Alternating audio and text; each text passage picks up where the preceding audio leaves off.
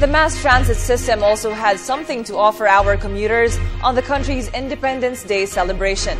Free rides were made available from 7 to 9 in the morning and 5 to 7 in the evening. Added details from this report. Light Rail and Metro Rail Transit offered a free ride to all passengers as part of celebrating the 116th Independence Day. The passengers experienced this free service 2 times this day, from 7 to 9 in the morning and from 5 till 7 in the evening. According to LRTA spokesperson Attorney Hernando Cabrera, all passengers on the train even without identification cards. On a regular working day, punong-puno ito ng tao, hindi mo mahuhulugan ng karayom ito. In fact, tumutukod yung pila natin sa baba. Last year, na Independence Day libreng sakay, sa Line 2, ang sumakay nung umaga is about 25,000. Tapos nung hapon, mga 15,000. Sa Line 1 naman, about 50,000 ang sumakay nung umaga.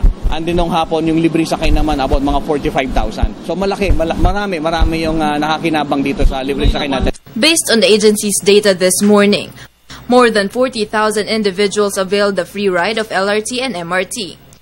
The official explained trains passing through historical places such as Rizal Park or Luneta have more passengers to serve. Marami ang nag-a-avail ng ating free ride doon sa Line 1, especially yung mga papunta ng Luneta sa Rizal Park kasi nandun yung isa sa mga celebration ng ating ng Independence Day, ano?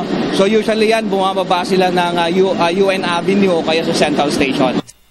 Meanwhile, the agency assured passenger security. Part tayo ng government structure. So, tama tayo. At saka ito, it's a special day for all of us. Kaya sabi ko nga, the only reason why we're giving this is we are celebrating yung ating Independence Day. The passengers, on the other hand, thank the government for this free service.